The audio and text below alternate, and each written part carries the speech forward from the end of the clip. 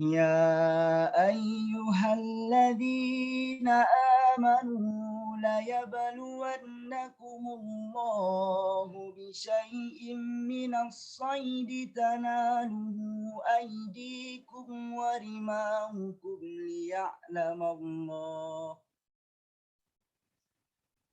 ليعلم الله من يخافه بالغيب فمن اعتدى بعد ذلك فله عذاب أليم صدق الله العظيم. Saya kembalikan kepada moderator. Assalamualaikum warahmatullahi wabarakatuh. Waalaikumsalam warahmatullahi wabarakatuh. Baik, terima kasih kepada Saudara Azman yang telah melantunkan ayat suci Al-Quran. Semoga acara kita pada malam hari ini diberkahi oleh Allah Subhanahu wa Ta'ala. Baik, langsung saja kita mulai acara kita pada malam hari ini, yakni kajian rutin dengan mengambil tema pada malam ini adalah alkohol menurut syariat Islam yang akan disampaikan oleh Dr. Maulana Ihsan, MSc PhD. Kepada dokter, kami persilahkan. Baik, a'udzubillahi minasyaitonirrajim. Bismillahirrahmanirrahim. Assalamualaikum warahmatullahi taala wabarakatuh. Waalaikumsalam warahmatullahi wabarakatuh. Alhamdulillah, salatu wassalamu ala Rasulillah wa ala alihi wa ashabihi wa man tabi'ah. Asyhadu an la ilaha illallah wahdahu la syarikalah wa asyhadu anna Muhammadan abduhu wa rasuluhu alladzi la nabiyya ba'dah. Alhamdulillah, segala puji bagi Allah yang hari ini sudah mempertemukan kita walaupun tidak bertatap muka secara langsung, tapi insya Allah kehadiran kita di sini adalah dalam rangka zikrullah, mengingat ayat-ayat Allah, dan insya Allah Allah akan mencatatnya sebagai sebuah amal kebajikan bagi kita semua. Salam dan salam pada baginda Muhammad Sallallahu Alaihi Wasallam, qudwah kita, teladan kita, yang turun di tengah-tengah masa yang sulit dan hanya dalam waktu yang singkat beliau mampu mengubah masyarakat barbar, ya, masyarakat terbelakang di gurun pasir, kemudian menjadi pemimpin peradaban. Ikhwatil kiram rahimakumullah, saya dihubungi panitia untuk menyampaikan materi bahaya alkohol bagi kesehatan. Tapi kemudian saya meminta sedikit koreksi atas judulnya untuk mengubahnya menjadi bahaya khamar bagi kesehatan. Adapun alasannya adalah karena alkohol itu tidak sama seperti khamar dan khamar tidak sama seperti alkohol. Ya. Kalau kalian mencari dalam Al-Quran, maka kalian tidak akan menemukan kata alkohol.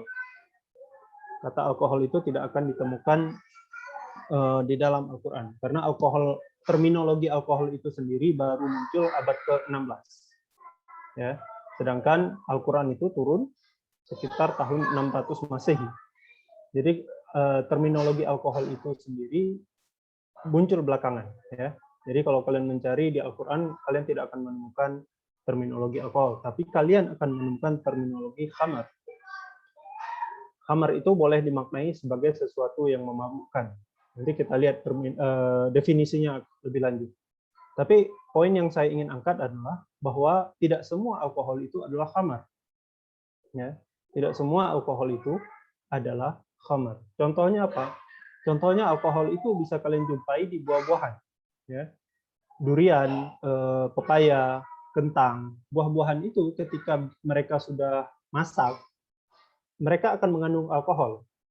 Tapi mereka tidak termasuk ke dalam khamar. Artinya mereka tidak memabukkan. Ya.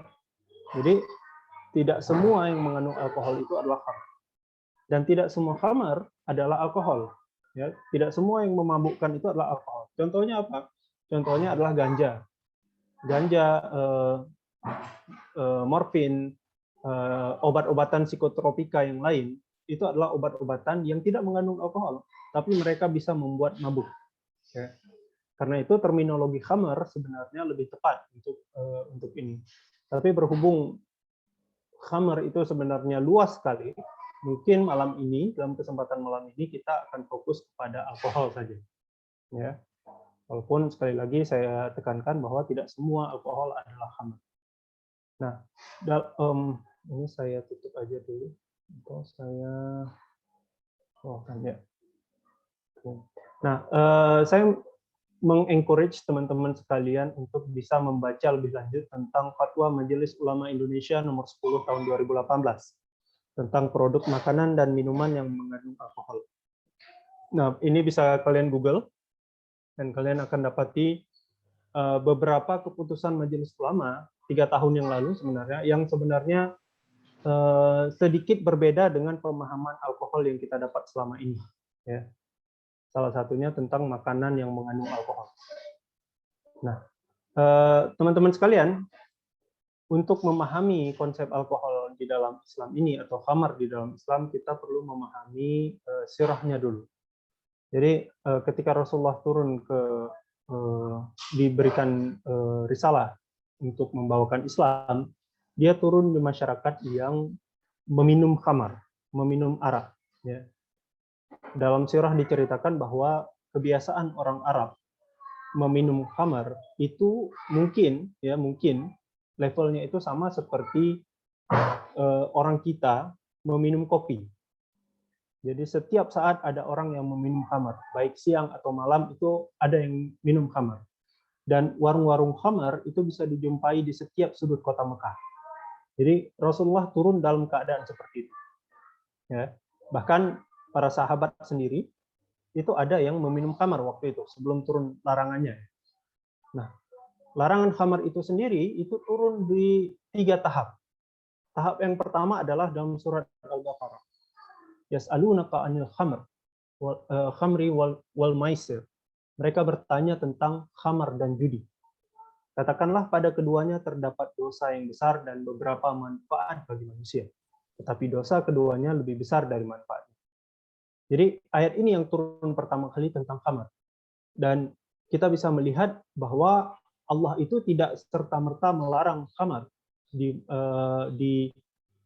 masyarakat Quraisy waktu itu. Tapi Allah memberikan pengetahuan dulu bahwa dua-duanya bahwa khamar itu ada manfaatnya dan ada mudaratnya. Tapi mudaratnya lebih besar.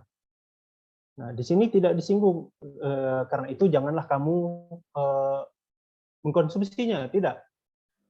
Tapi lebih ke pengetahuan dulu. Nah, orang-orang sebagian ketika turun ayat ini mereka ada yang paham gitu bahwa ini dosanya besar, jadi saya jauhi saja. Ada yang ini ada manfaatnya juga gitu kan.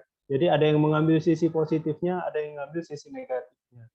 Nah, karena itu para sahabat waktu itu masih ada juga yang minum minuman keras, masih ada yang minum khamar. Bahkan sebagian dari mereka ketika sholat itu dalam keadaan mabuk. Karena itu turunlah kemudian ayat yang kedua, surat An-Nisa. Hai orang-orang yang beriman, janganlah kamu sholat sedangkan kamu dalam keadaan mabuk, sehingga kamu mengerti apa yang kamu ucapkan. Ya. Nah, ketika turun ayat ini, kaum muslimin waktu itu berusaha mengatur ritme mabuknya. Ya. Jadi sebagian kaum muslimin waktu itu mengatur ritme mabuknya sehingga mereka hanya mengkonsumsi khamar itu ketika habis isya. Dengan harapan ketika subuh mereka sudah bersih. Sudah tidak mabuk lagi sehingga mereka bisa sholat berjamaah. Sholat jamaah subuh. Ya. Jadi mabuk syariah mungkin ya. Ya, intinya mereka sebagian masih ada yang mabuk. Ya. Barulah kemudian setelah sekian lama, setelah akidah umat Islam sudah kokoh dan pemahaman Islamnya sudah benar, turunlah ayat yang tadi dibacakan oleh qori kita, Al-Maidah ayat 90. Hai orang-orang yang beriman, sesungguhnya meminum khamar, berjudi, berkorban untuk berhala, mengundi nasib dengan panah adalah termasuk perbuatan syaitan, rijzun syaitan, perbuatan syaitan. Maka jauhilah perbuatan itu agar kamu mendapat keuntungan. Dalam sirah disebutkan ketika ayat ini turun, beberapa orang sahabat yang waktu itu hendak menenggak khamar, mau minum khamar gitu, dan botolnya itu tempat wadah minumnya itu sudah menyentuh bibir mereka, ketika mereka mendengar ayat ini, botol itu langsung dituangkan ke selokan. Itu menandakan ketika ayat ini turun, akidah para sahabat itu sudah kuat. Ya.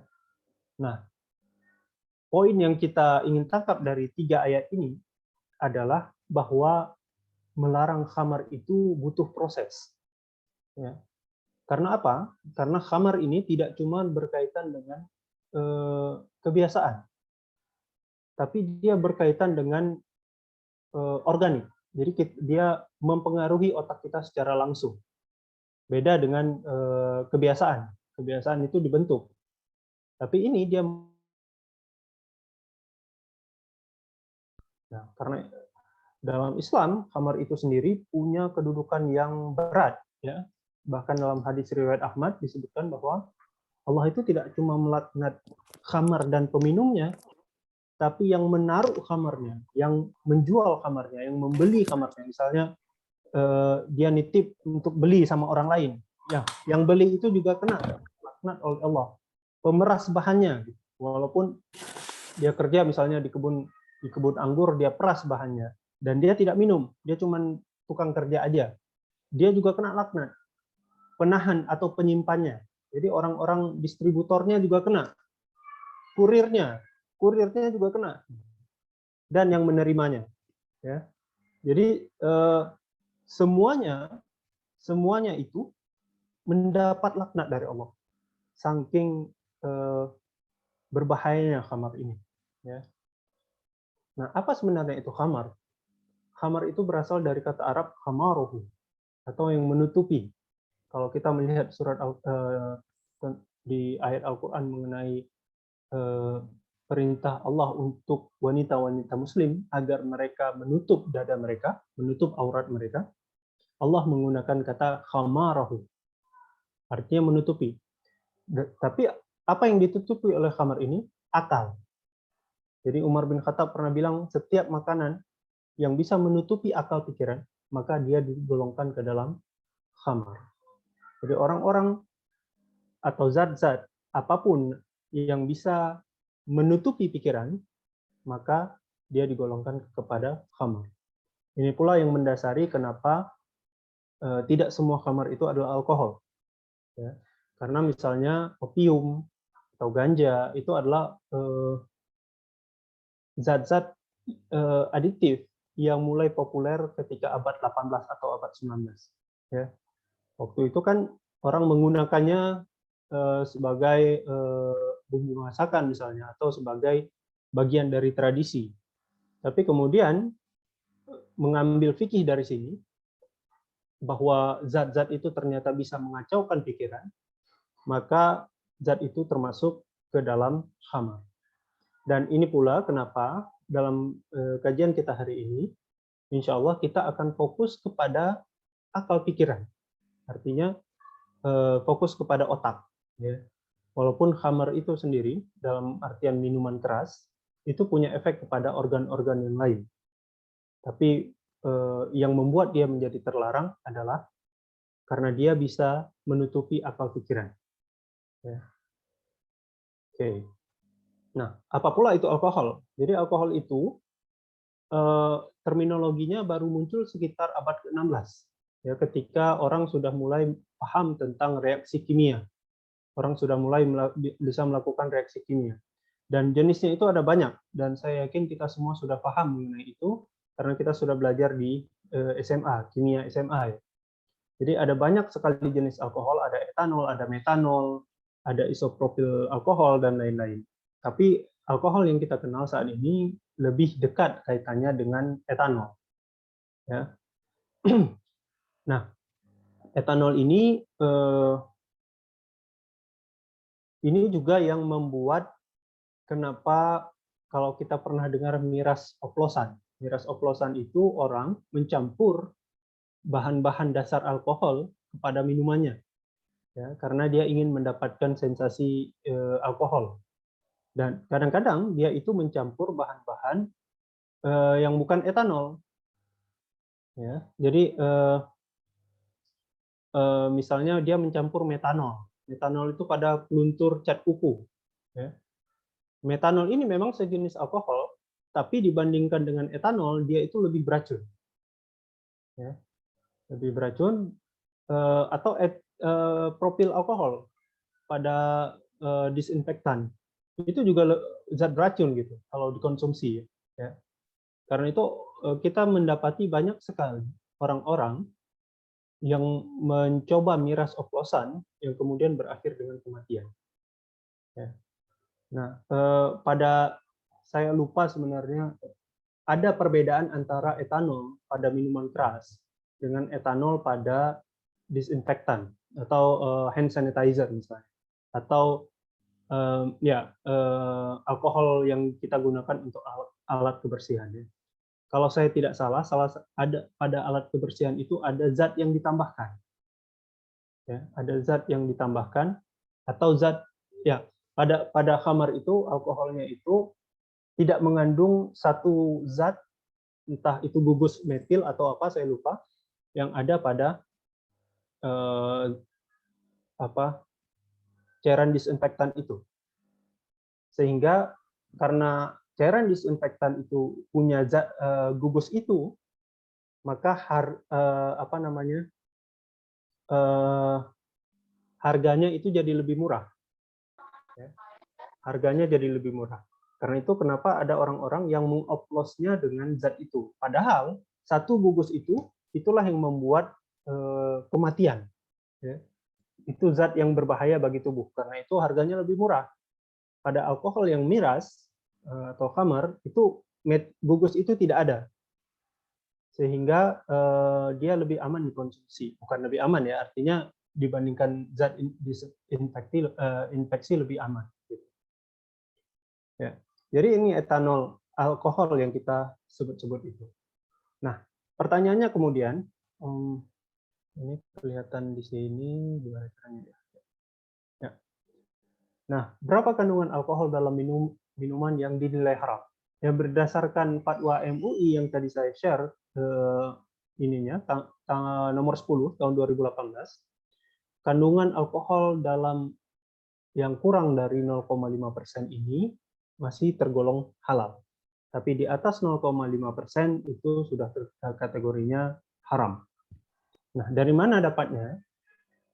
Salah satunya dari penelitian yang didasarkan pada hadis Rasulullah SAW, bahwa Rasulullah sering meminum air perasan kurma, ya, air perasan kurma. Jadi nabis ya bahasanya. Jadi infus water itu Rasulullah itu selalu minum sampai 3 hari. Di hari ketiga Rasulullah menyuruh untuk membuang air itu. Nah, setelah diteliti ternyata air perasan nabis itu pada hari ketiga kandungan alkoholnya itu 0,5%. Dari situlah kemudian ditetapkan bahwa minuman-minuman dengan kandungan alkohol di atas 0,5% maka ini tergolong haram. Nah, sedangkan kita bisa lihat di bawahnya ini bahwa minuman-minuman keras itu bisa sampai 60%. Jadi tinggi sekali, ya, tinggi sekali. Saya pernah dengar dari teman saya itu ada yang 70% malah. Jadi ini bukan levelnya ini lagi gitu. Jadi udah sangat tinggi. Nah, apa yang terjadi ketika kita minum alkohol? Nah, ketika kita minum, alkohol itu akan terserap di usus kita dan akan mencapai otak dalam 5 menit. Dalam 10 menit, dia sudah mulai memberikan efek. Tapi, sisa residu dari alkohol itu akan tertinggal di urin sampai 80 jam. 80 jam kurang lebih 3 atau 4 hari. Ya, 3 atau 4 hari. Dan di rambut itu bisa sampai 3 bulan tersisanya. Ya. Makanya dalam sebuah hadis dikatakan barang siapa yang minum khamar maka tidak sah salatnya selama saya kurang ingat 40 hari atau berapa gitu. Ya. Nah, seperti itu. Nah, apa saja yang terjadi ketika kita mengkonsumsi alkohol? itu ada tahap-tahapnya. Ya. Pertama, orang-orang yang mengkonsumsi alkohol itu biasanya dia akan merasakan euforia, jadi gembira yang berlebihan.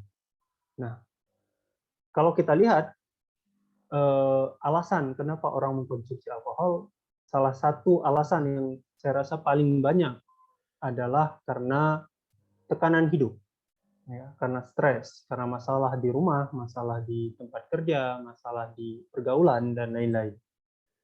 Nah, untuk menghilangkan stres itu, dia mengkonsumsi alkohol, karena alkohol itu bisa memberikan perasaan gembira kepada dia. Nah, perasaan gembira inilah kemudian menstimulus dia untuk terus mengkonsumsi alkohol. Ya, itu yang menyebabkan dia kecanduan. Tapi pada satu titik itu ukuran ini ya, ini bukan persen alkoholnya, tapi kadar alkohol dalam badan. Pada satu titik euforia ini itu akan hilang dan berganti dengan depresi. Nah, ketika dia terus minum, dia mulai bingung. Dia tidak bisa berjalan dengan tegak gitu. Kadang-kadang dia tidak sadarkan diri, black out. Lalu pada dosis yang sangat tinggi dia bisa menyebabkan kematian. Walaupun itu miras asli, bukan miras oplosan. Ya. Pada dosis yang sangat tinggi dia bisa menyebabkan kematian. Nah, apa yang terjadi sebenarnya? Alkohol ini dia mengacaukan sistem neurotransmitter dalam otak. Jadi otak kita itu adalah kumpulan sel saraf dan sel-sel lain. Dan sel saraf ini dia berkomunikasi satu sel dengan sel yang lain lewat senyawa kimia yang namanya neurotransmitter. Jadi di kaki sel saraf itu keluar yang namanya neurotransmitter, memberitahu sel saraf yang lain bahwa ini perintah yang harus diambil. Dan neurotransmitter ini boleh dibilang semacam jalur komunikasinya, jalur komunikasi antar sel saraf. Dan orang-orang yang mengkonsumsi alkohol itu punya gangguan terhadap neurotransmitter ini. Entah tempat parkirnya neurotransmitter di sel saraf itu direbut sama alkohol, sehingga menyebabkan gangguan komunikasi. Ya. Kalau kita naik pesawat, kita tidak boleh menggunakan alat komunikasi, karena alat komunikasi kita bisa mengganggu jalur komunikasi pesawat yang ada. Nah, seperti itulah alkohol. Dia mengganggu jalur komunikasi yang ada pada sel saraf. Nah, apa saja yang diganggu? Yang pertama itu adalah sistem dopamin. Dopamin ini adalah neurotransmitter yang membuat perasaan senang atau euforia, sehingga orang itu terus-menerus ingin mendapatkan perasaan senang itu. Nah, dopamin ini sama seperti ketika kita dapat duit misalnya. Kita akan senang dan kita akan terus berusaha supaya kita bisa mendapatkan duit. Atau ketika anak-anak itu main game online. Kecanduan game online itu ketika dia bermain game online, dopaminnya terangsang. Sehingga dia terus-menerus ingin bermain lagi. Itu yang menyebabkan kecanduan pada alkohol. Ya. Nah, kalau kita lihat di frontal cortex ini adalah bagian otak yang berfungsi untuk memberikan keputusan. Jadi ketika dopamin disiramkan ke daerah ini, atau ketika kadar dopamin meninggi di daerah ini, orang itu cenderung akan mengambil keputusan untuk bisa memproduksi dopamin lagi. Itulah yang menyebabkan dia menjadi kecanduan. Nah, ada kalanya dia juga, bukan ada kalanya ya, alkohol juga merangsang serotonin. Jadi dia mempengaruhi kesenangan juga, pada otak, sehingga orang itu ingin mendapatkannya lagi. Ya. Dan alkohol juga bisa merangsang GABA, gamma aminobutyric acid. Ya. Nah, GABA ini adalah sel neurotransmitter yang paling umum pada otak kita.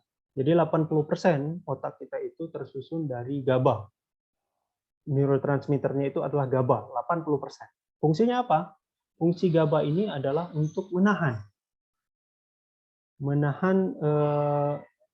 otak kita untuk tidak tidak terlalu aktif. Ya. Jadi 80% otak kita itu sebenarnya fungsinya menahan, bukan untuk menstimulus. Ya. Jadi ketika remnya, jadi GABA itu seperti remnya itu ditekan akibat konsumsi alkohol, orang itu jadi bawaannya mengantuk, bawaannya tidak aktif, bicaranya mulai ngawur dan kesadarannya mulai menurun. Dan GABA ini juga menyebabkan depresi. Nah, lawannya GABA itu apa? Itulah reseptor glutamat. Glutamat ini fungsinya, kalau tadi GABA itu seperti rem, glutamat itu seperti gas. Ya. Jadi gasnya itu dikurangi, remnya itu ditekan.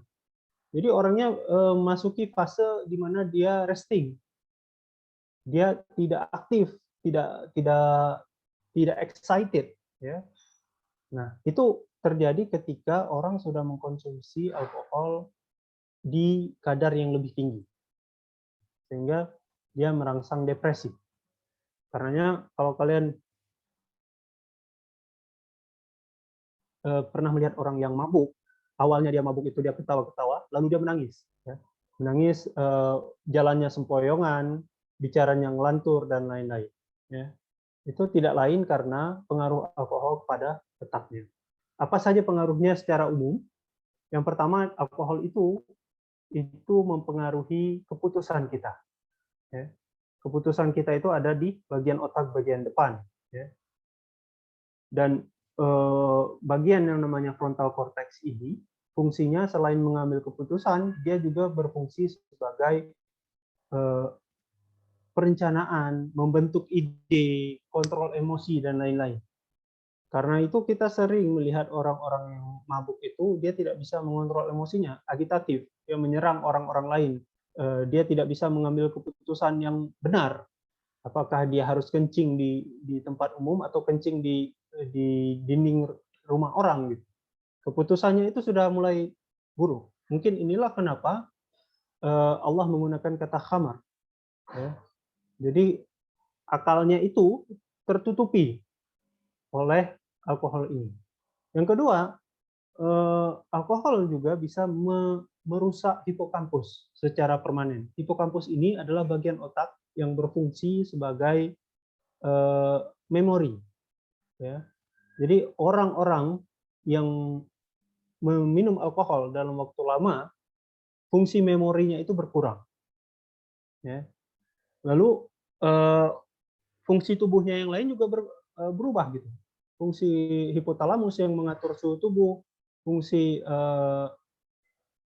berbicara, fungsi menelan itu terganggu semua.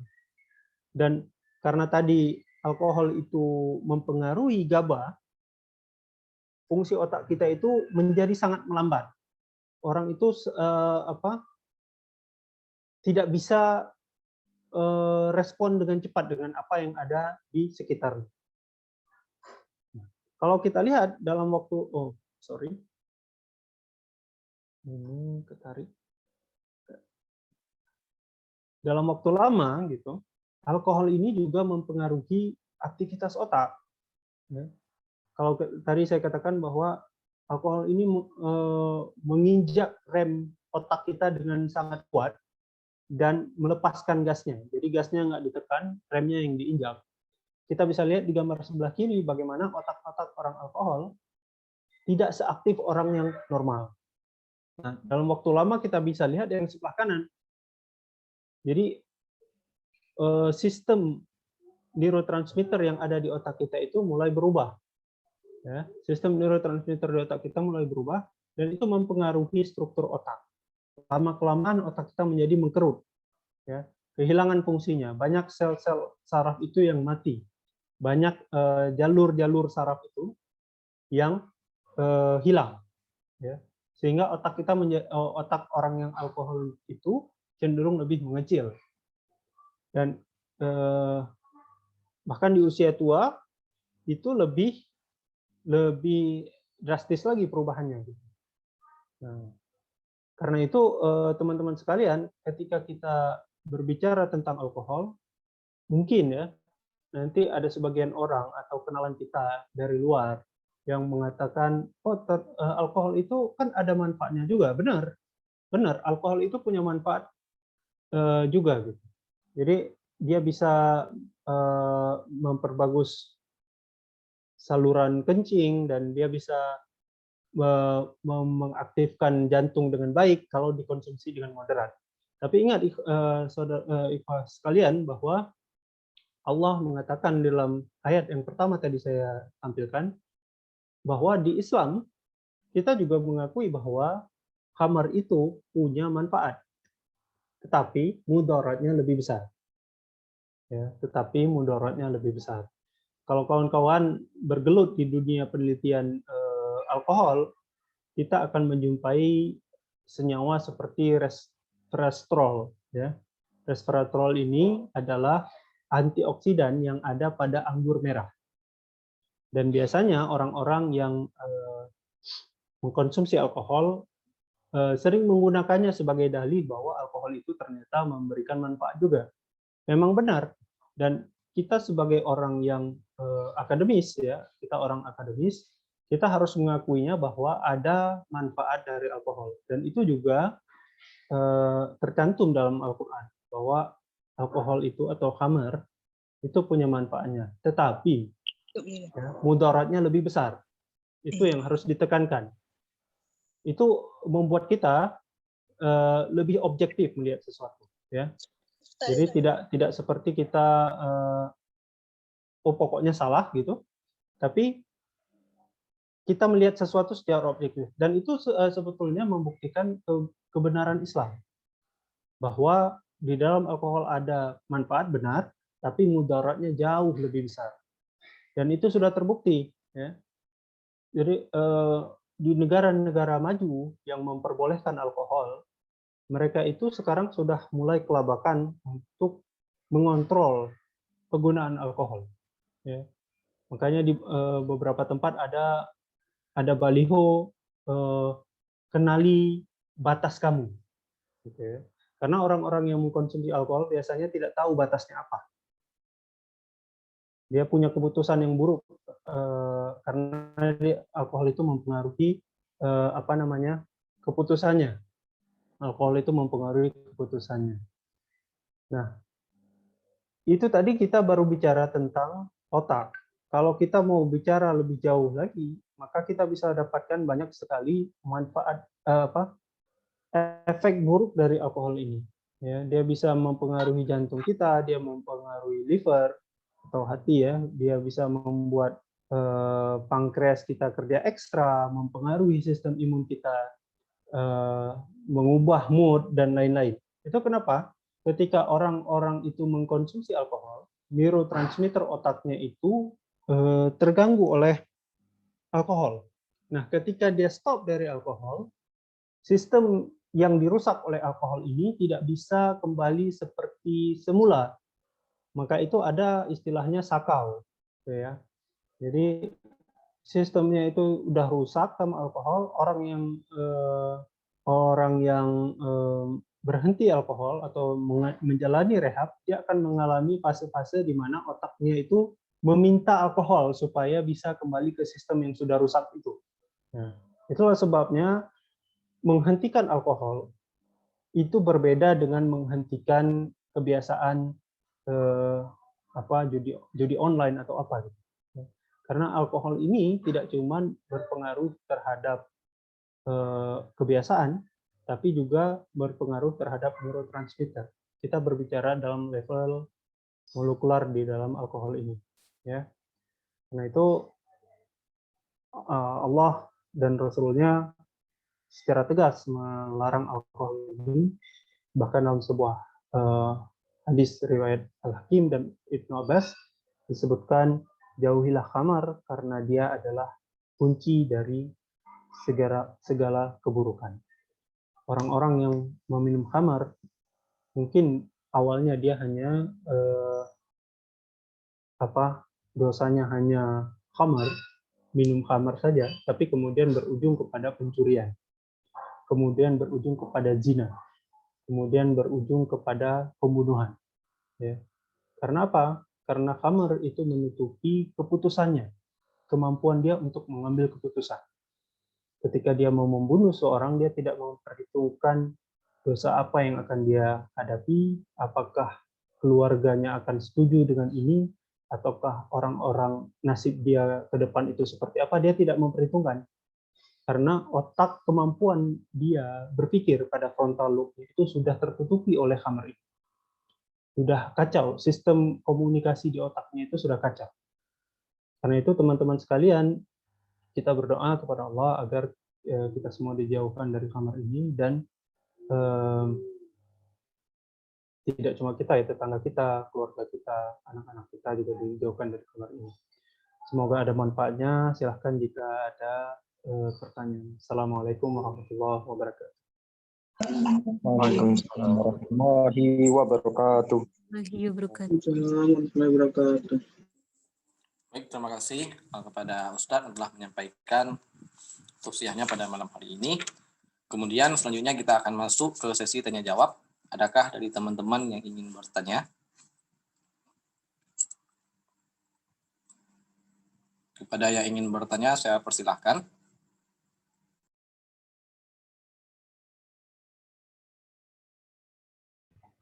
Izin. Baik, silahkan kepada saudara Muhammad Syifa Albi. Izin bertanya Ustadz, Dokter. Jadi yang saya lihat di sini bahwa kan kalau khamar itu tadi tidak, barang siapa yang mengkonsumsinya itu bakal tidak diterima sholatnya 40 hari. Jadi menurut yang saya lihat dan saya ketahui di sosial media ini, banyak orang-orang Muslim, terutama anak muda, yang bahkan membanggakan bahwa dia itu minum khamar. Dan sudah banyak juga yang mengingatkan, tapi mereka malah berkata yang penting sholat. Padahal itu kan tidak diterima sholatnya. Bagaimana kita cara untuk mengedukasi teman-teman kita seperti itu? Baik, terima kasih pertanyaannya. Jadi masalah khamar ini, yang pertama adalah masalah mindset. Ya. Dunia itu sudah berubah. Saya rasa teman-teman, saya asumsikan teman-teman itu bukan berada di Aceh, benar? Benar. Ya. Saya beberapa tahun ini merantau ke beberapa daerah, dan memang saya melihat pengaruh lingkungan itu besar sekali. Ya. Pengaruh lingkungan itu besar sekali. Di Aceh kita jarang sekali menjumpai, bahkan hampir dipastikan tidak ada orang yang membanggakan meminum khamar di sosial media, karena dia bisa berakhir di tempat yang tidak dia inginkan. Ya. Tapi di luar, mindset orang-orang itu berbeda. Ya. Mindset orang-orang itu berbeda. Salah satu penyebabnya adalah edukasi. Ya. Saya pernah bertemu dengan teman-teman yang terlalu biasalah mengkonsumsi miras. Ya. Dia orang Indonesia, Muslim. Ada tempat dulu di mana saya sekolah, di mana anak-anaknya itu, ada satu tempat yang terkenal dengan anak-anak S1-nya itu sering mengkonsumsi miras. Salah satu faktor yang saya rasa penyebab mereka mengkonsumsi miras, mereka Muslim ya, adalah ketika mereka jauh dari orang tuanya. Jadi status mereka itu merantau. Ya. Di sini saya memahaminya bahwa pelarangan miras itu tidak bisa dengan doktrin. Anda tidak bisa mengeprint ayat Al-Quran melarang miras lalu meletakkan di pintu kamar mereka. Itu nggak ngaruh sama mereka. Ya. Pelarangan miras itu harus berdasarkan pemahaman dari orang-orangnya. Jadi pendidikan atau tarbiyah itu penting pada anak-anak kita nantinya. Ya. Dan lingkungan itu juga penting. Karena orang itu tergantung kepada lingkungannya. Anak-anak, walaupun kita didik dengan baik, namun ketika kita meletakkan dia di lingkungan yang jelek, maka dia ikut lingkungan yang jelek. Ya. Dan tidak ada yang bisa mengubah itu kecuali dari diri mereka sendiri. Kalau mereka sudah dewasa. Kalau mereka sudah dewasa. Dan perubahan itu bisa berasal dari mana saja. Tergantung seberapa kuat. Jadi gontok-gontokan tuh antara kekuatan mirasnya yang mereka minum dan membuat mereka kecanduan dengan kekuatan keinginan untuk berhentinya. Dan keinginan untuk berhenti itu harus dipahami dari mereka sendiri. Ada orang-orang yang ingin berhenti karena teringat orang tuanya misalnya. Atau ingin berhenti karena dia capek. Dia punya pengalaman buruk ketika dia mabuk gitu. Atau ingin berhenti karena dia tidak ingin anak-anaknya melihat dia seperti itu. Ya. Jadi dorongan-dorongan internal inilah yang kemudian membuat orang itu bisa berubah. Sama seperti tadi, ketika para sahabat itu turun ayat rijsun syaitan, perbuatan syaitan, yang terakhir, ayat terakhir, dorongan internal mereka untuk berislam itu sudah sangat kuat. Ya.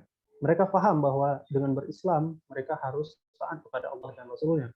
Karena itu mereka langsung membuang khamar yang sudah diminumnya. Jadi mereka nggak itu kan ibaratnya insakiyah gitu. Jadi bolehlah icip dikit gitu sebelum larangannya jadi perda gitu kan. Tapi nggak, mereka begitu mendengar berita itu mereka langsung membuangnya. Walaupun sudah di bibir mereka. Nah, sama seperti teman-teman kita ini.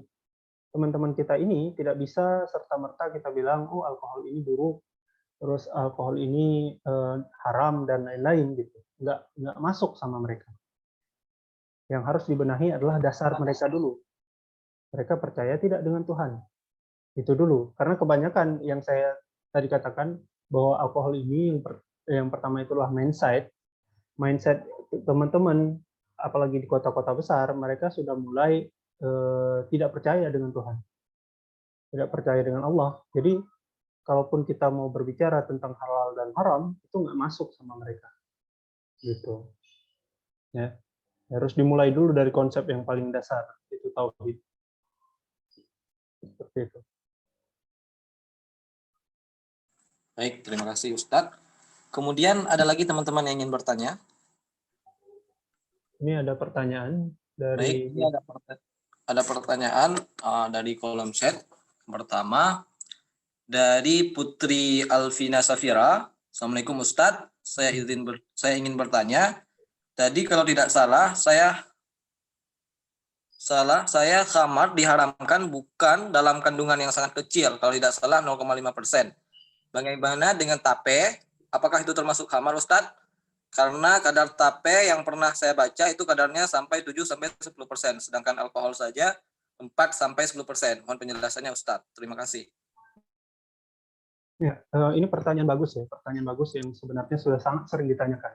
Dan makanya kenapa di slide awal saya meminta teman-teman untuk membaca lebih detail kalau ada waktu nanti tentang Fatwa Majelis Ulama Indonesia nomor 10 tahun 2018. Karena di situ dijelaskan ada beberapa poin yang mungkin belum pernah kita dengar. Salah satunya adalah bahwa makanan yang mengandung alkohol itu tidak haram. Ya. Makanan yang mengandung alkohol itu tidak haram. Tetapi makanan yang ditambahkan khamar itu haram. Ya. Makanan yang ditambahkan khamar itu haram. Contohnya ada makanan-makanan yang dicampurkan dengan anggur minuman miras anggur yang anggur merah gitu atau anggur putih dalam makanan. Maka itu jatuhnya haram.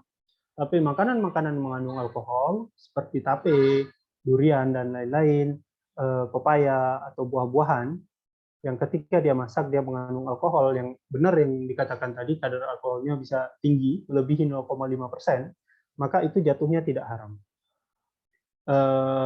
Saya bukan pemberi fatwanya, tapi saya membaca dari fatwa Majelis Ulama Indonesia nomor 10 tahun 2018. Salah satu penyebabnya adalah karena konsumsi makanan-makanan beralkohol ini tidak terbukti bisa menyebabkan mabuk. Wallahu alam kenapa bisa berbeda dengan minuman. Wallahu alam. Ya. Tapi intinya kalau kalian makan tape banyak-banyak, kalian nggak mabuk. Tapi kalian begah. Sakit perut. Ya. Sakit perut, tapi nggak sampai mabuk. Makan durian banyak-banyak juga selain begah juga bau gitu kan. Tapi nggak sampai mabuk. Nah, karena itu mungkin menjadi alasan kenapa Majelis Ulama Indonesia mengatakan bahwa makanan-makanan beralkohol itu tidak haram. Ya, tapi perlu dibedakan antara makanan dengan alkohol dari sananya dengan makanan yang ditambahkan khamar. Ya, bahkan dalam fatwa itu kalau tidak salah, mohon dikoreksi nanti, dalam fatwa itu kalau ditambahkan alkohol bukan yang dari khamar, itu boleh. Tapi kalau ditambahkan khamar, itu tidak boleh. Walaupun jumlahnya sedikit. Ya, walaupun jumlahnya sedikit. Kalau misalnya, kita ingin coba makanan barat nih, sedikit aja tambah anggur merah, setetes aja, maka itu sudah jadi haram. Ya, seperti itu.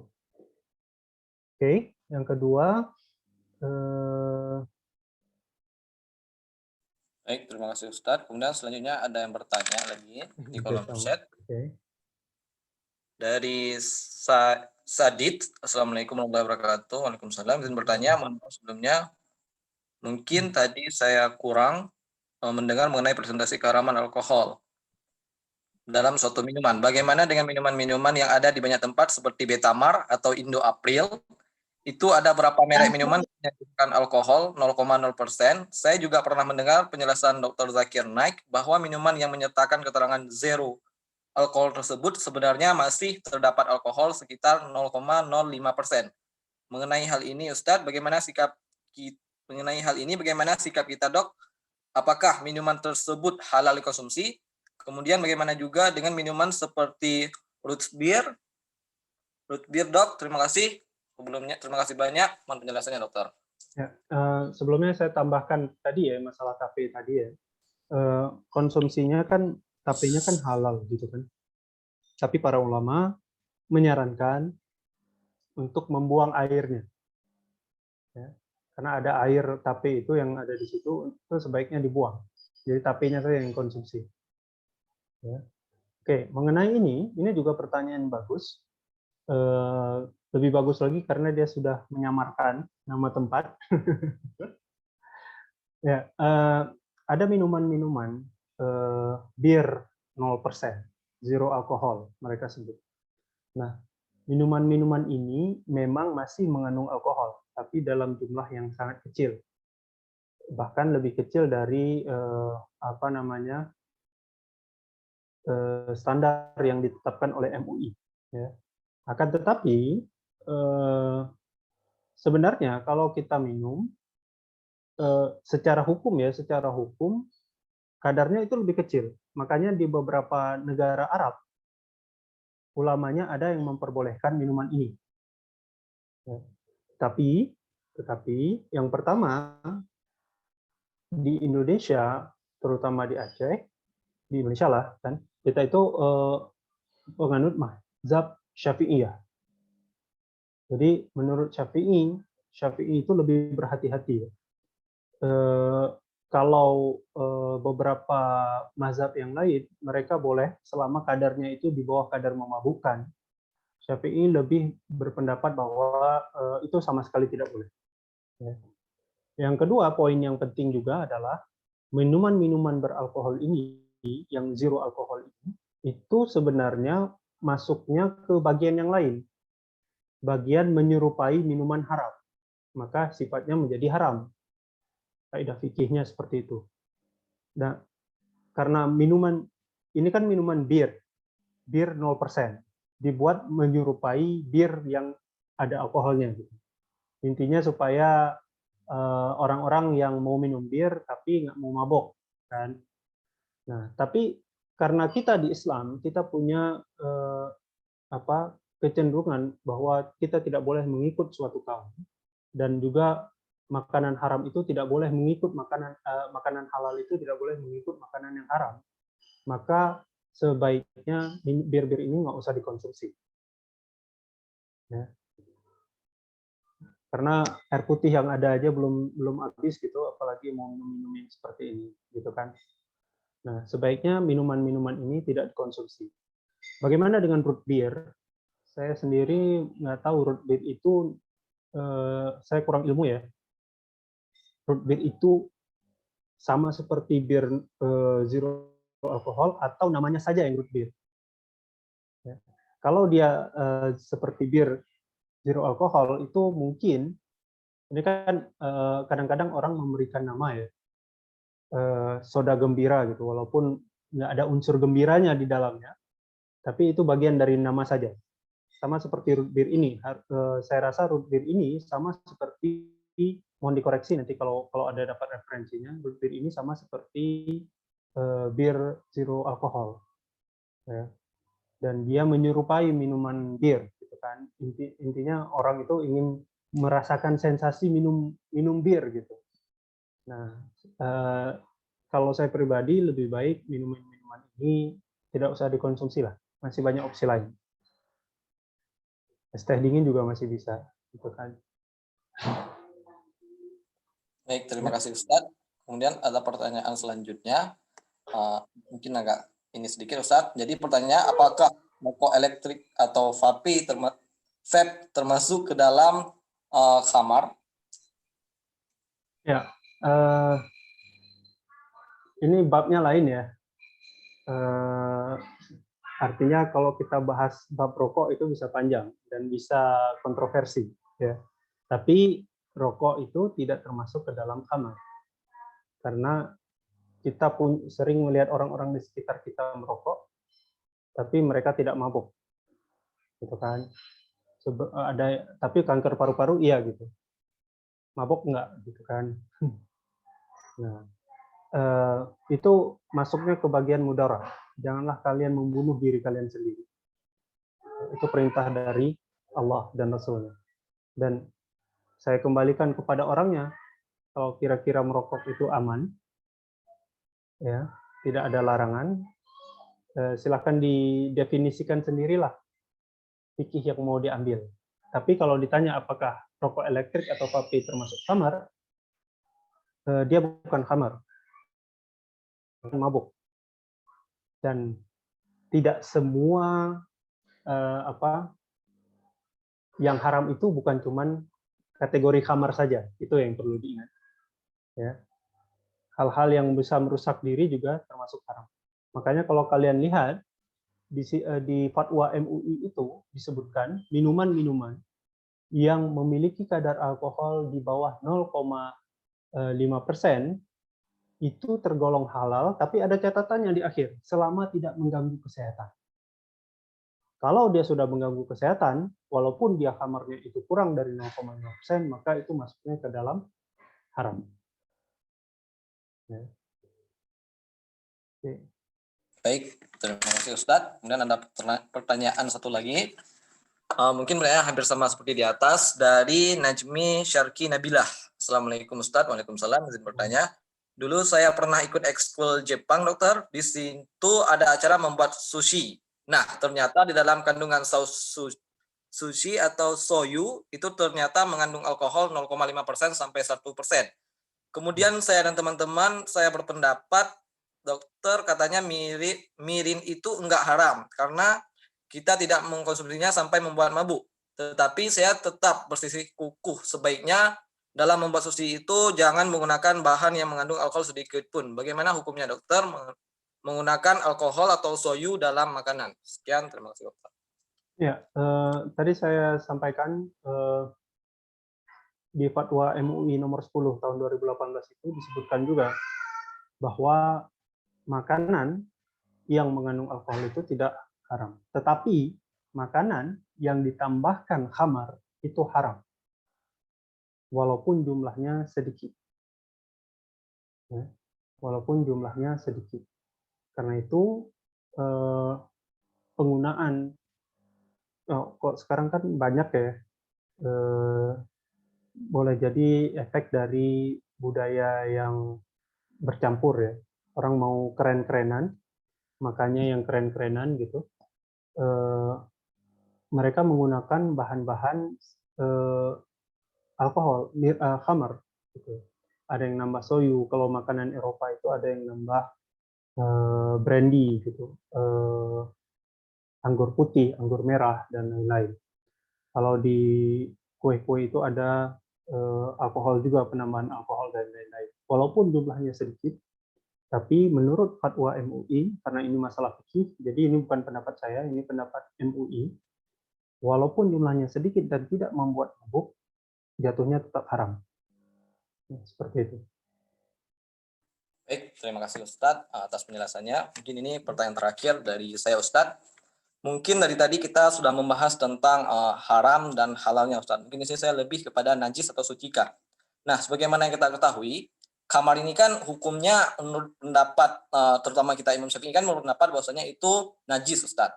Mungkin ada pendapat ulama yang mengatakan bahwasanya itu tidak najis karena pada masa Nabi, kan pada saat turunnya hadis haramnya minum khamar itu langsung para sahabat membuang khamar tersebut ke jalan yang menandakan bahwasanya nanti itu berarti tidak najis. Nah, kemudian di sini yang saya tanyakan Ustadz, ini bagi kita yang berpendapat bahwasanya alkohol atau khamar itu najis Ustadz. Nah, di sini kan yang disebutkan khamar Ustadz, bukan alkohol. Sedangkan alkohol itu kan seperti yang Ustadz tadi jelaskan, maksudnya itu ditemukan di kemudian hari atau di abad 16 sekian.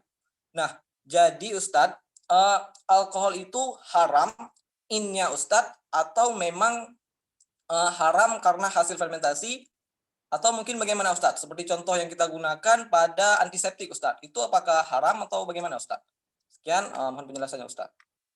Ya, kembali lagi ya, ini masalah fikih. Jadi saya merujuk kepada Fatwa Majelis Ulama Indonesia nomor 10 tahun 2018. Dan di situ dijelaskan tentang kenajisan dari alkohol. Ya. Disebutkan bahwa ada pendapat yang berbeda memang tentang najis dari alkohol. Ada yang berpendapat bahwa alkohol itu najis, ada yang berpendapat alkohol itu tidak najis. Ya, masing-masing punya dasar hukumnya masing-masing. Dan kita sebagai ini ya, orang yang menuntut ilmu ya, bukan pemberi fatwa. Kita sebenarnya kita diberikan kebebasan untuk mengikut pendapat. Karena masing-masing pendapat itu punya dasar hukumnya. Jadi bukan pendapat asal-asal, yang kasih pendapat juga ulama-ulama besar, gitu kan. Jadi walaupun kita ingin mengambil pendapat ulama satu, tapi juga ada pendapat yang lain. Nah, saya pribadi berpendapat sama seperti Daniang, ya, bahwa yang diharamkan itu khamar, ya. Tapi alkohol itu berbeda. Ya, alkohol itu berbeda. Nah, karena khamar itu ada yang berpendapat dia tidak najis karena waktu itu para sahabat membuang, menumpahkan alkoholnya ke jalan. Jadi bukan di tempat khusus. Dan Rasulullah ada di depan itu dan dia tidak melarangnya. Nah, itu khamar ya, itu khamar. Tapi alkohol sendiri itu seperti yang tadi saya katakan, itu berbeda dengan khamar. Nah, dengan kemajuan teknologi saat ini, kita bisa mendapatkan keuntungan dari alkohol itu. Salah satunya adalah disinfeksi. Ketika kita berada di kamar operasi, alkohol itu membantu mengurangi jumlah infeksi dengan jumlah yang sangat signifikan. Ketika corona juga seperti itu. Ya. Jadi ada yang berpendapat bahwa najis itu adalah zatnya. Jadi bukan materinya gitu. Sehingga kalau saya pribadi saya serahkan kepada kalian karena saya juga bukan pemberi fatwa. Saya hanya mengutip beberapa fatwa terutama dari Majelis Ulama Indonesia, saya menyarankan teman-teman untuk membaca versi lengkapnya. Saya lebih condong ke pendapat Majelis Ulama Indonesia yang mengatakan boleh, hukumnya boleh untuk menggunakan alkohol pembersih tangan dan lain-lain, termasuk alkohol yang ada di parfum. Seperti itu. Baik, terima kasih Ustaz. Izin menanggapi Ustaz. Begini Ustaz, kita kan bermazhab Imam Syafi'i Ustaz. Saya pernah membaca bahwasanya Imam Syafi'i mengatakan, atau mazhab Imam Syafi'i mengatakan khamar itu salah satunya nanti ada alkohol. Jadi alkohol itu termasuk ke dalam bagian dari khamar. Makanya nanti alkohol itu dikatakan najis. Nah, kemudian saya juga mendengar bahwasanya alkohol ini innya najis Ustaz. Jadi antiseptik yang kita gunakan memang sudah dicampur Ustaz. Tapi kan jelas di situ kandungannya lebih tinggi.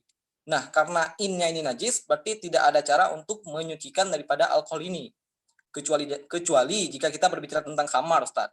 Ini kan khamar pada awal-awalnya ini kan anggur. Anggur itu kan suci, kemudian jadi khamar haram, kemudian jadi cuka halal lagi, tanpa jika tidak ditambahkan hal. Nah, pada alkohol ini kan sudah ditambahkan zat-zat lain, Ustaz, yang mengindikasikan bahwasanya itu sudah tidak bisa lagi kita katakan nanti suci apapun kita lakukan, karena memang sudah ditambahkan satu hal atau zat lain, Ustaz. Nah, ini kan kita bermazhab Syafi'i, Ustaz. Itu kan kita jadi waktu salat harus mengikuti mazhab Syafi'i. Nah, itu bagaimana, Ustaz? Jika pasien yang bila bisa kita katakan dalam keadaan sedang operasi, jadi kan dia akan menggunakan alkohol. Itu bagaimana, Ustaz, dengan salatnya? Apakah memang salatnya itu secara Imam Syafi'i diterima atau memang tidak diterima, Ustaz, karena daripada najis tersebut? Sekian, terima kasih, Ustaz. Ya, saya mau tanya dulu, Syafi'i itu hidup di tahun berapa? Kamu tahu? Kurang tahu, Ustaz. Sekitar 300-an setelah masa Nabi mungkin, Ustaz. Ya, 200 Hijriah. Lahirannya sekitar 200 Hijriah.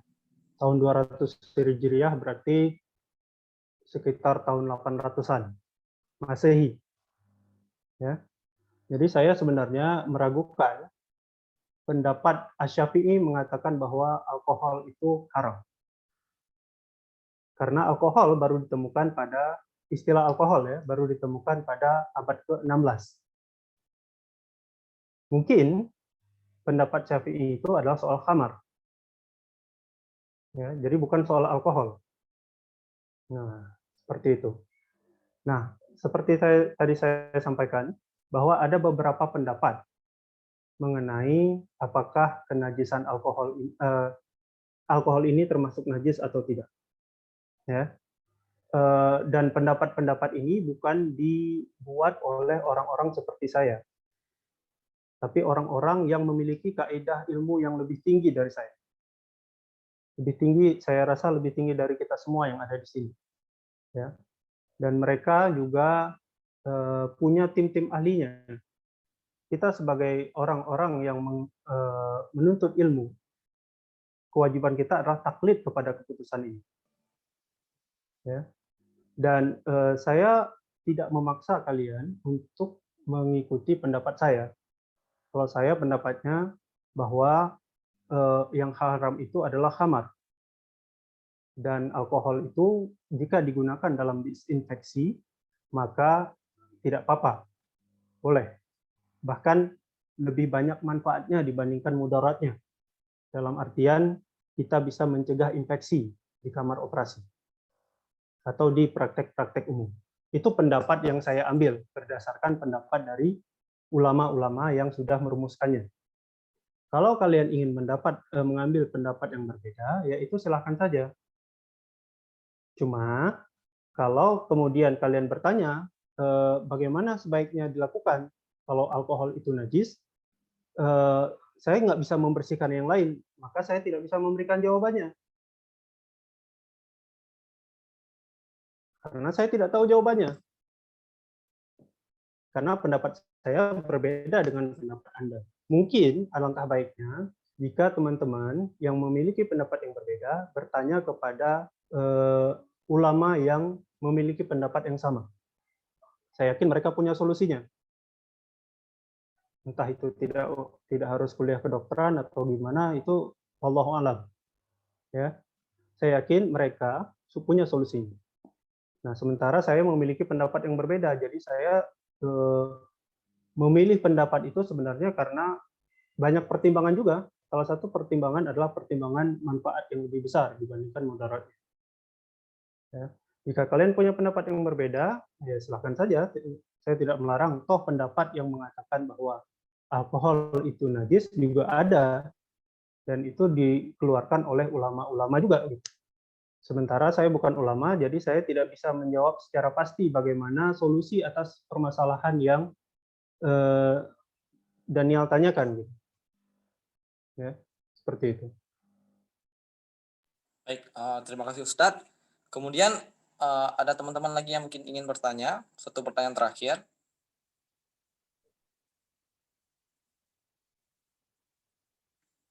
Baik, pertanyaannya dari Cudesi Diana. Assalamualaikum dokter, izin bertanya dokter. Jika seorang telah berhenti mengkonsumsi alkohol dan sudah tidak ada lagi efek ketergantungan, apakah masih terjadi perbedaan struktur maupun dari sisi neurologis otak yang mengkonsumsinya, dokter? Terima kasih, dokter. Ya, konsumsi alkohol secara jangka panjang, ya. Konsumsi alkohol secara jangka panjang sudah terbukti bisa mempengaruhi struktur otak. Salah satunya adalah menyebabkan badan sel itu mati. Sehingga tadi kita lihat bagaimana otak-otak orang yang alkoholik itu memiliki struktur yang lebih mengkerut dibandingkan otak normal. Nah, permasalahannya sekarang, kalau seandainya sel otak itu sudah mati, jadi yang perlu dipahami bahwa konsumsi langsung itu tidak bisa mematikan sel otak secara langsung. Jadi dia butuh proses yang lama, sehingga sel otak itu mati. Nah, permasalahannya sekarang, sel otak itu adalah satu-satunya mungkin sel yang ada di tubuh kita yang tidak bisa meregenerasi secara sempurna. Ya. Jadi pembentukan sel saraf baru itu ada, tapi sangat sedikit. Sehingga orang-orang yang mengkonsumsi alkohol dalam jangka waktu yang lama dan kemudian dia berhenti, dan tidak ada efek ketergantungan lagi, tapi struktur otaknya itu sudah berubah. Kecuali dia baru mengkonsumsi sekali atau 2 kali. Itu waktu alkohol tertinggal di otaknya itu jangka waktunya lama, tapi kemudian selama itu masih baru, dia belum memberikan dampak yang terlalu signifikan. Seperti itu. Baik, terima kasih Ustadz. Mungkin kita akhiri saja ya untuk sesi tanya jawab ini. Selanjutnya kita akan menutup acara. Sebelum menutup acara ini, alangkah baiknya kita berdoa terlebih dahulu. Doanya akan dipimpin oleh Saudara Teguh Yokana. Kepada Saudara Teguh Yokana, kami persilahkan. Baik, terima kasih moderator. Assalamualaikum warahmatullahi wabarakatuh. Waalaikumsalam warahmatullahi wabarakatuh. A'udzu billahi minasy syaithanir rajim. Bismillahirrahmanirrahim. Alhamdulillahi rabbil alamin hamdan yuwafi ni'amahu wa yukafi'u mazidah. يا ربنا لك الحمد كما ينبغي لجلال وجهك الكريم وعظيم سلطانك اللهم صل على سيدنا محمد وعلى آله وصحبه أجمعين اللهم اغفر لنا ذنوبنا وذنوب والدينا وارحمهما كما ربيانا صغيرا ولجميع المسلمين والمسلمات والمؤمنين والمؤمنات برحمتك يا أرحم الراحمين ربنا تقبل منا دعاءنا إنك أنت السميع العليم وتب علينا يا مولانا إنك أنت التواب الرحيم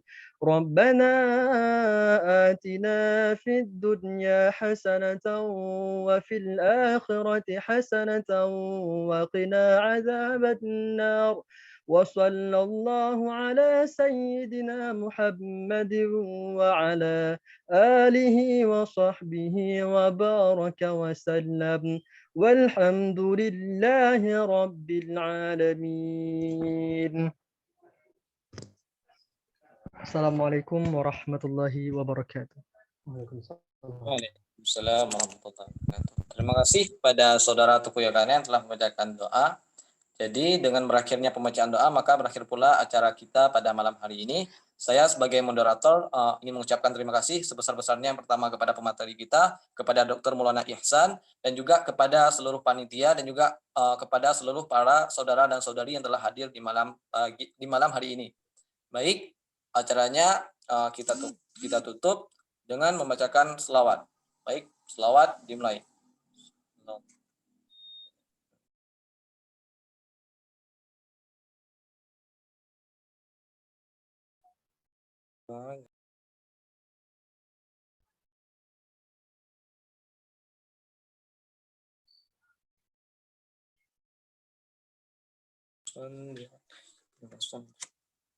Baik, berakhir pula acara kita pada malam hari ini.